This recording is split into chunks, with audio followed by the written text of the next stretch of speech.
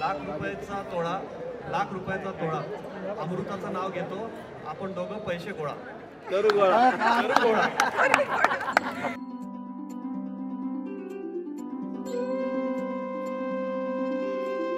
स्वीटी दीदी तिला सगळे अमृता म्हणतात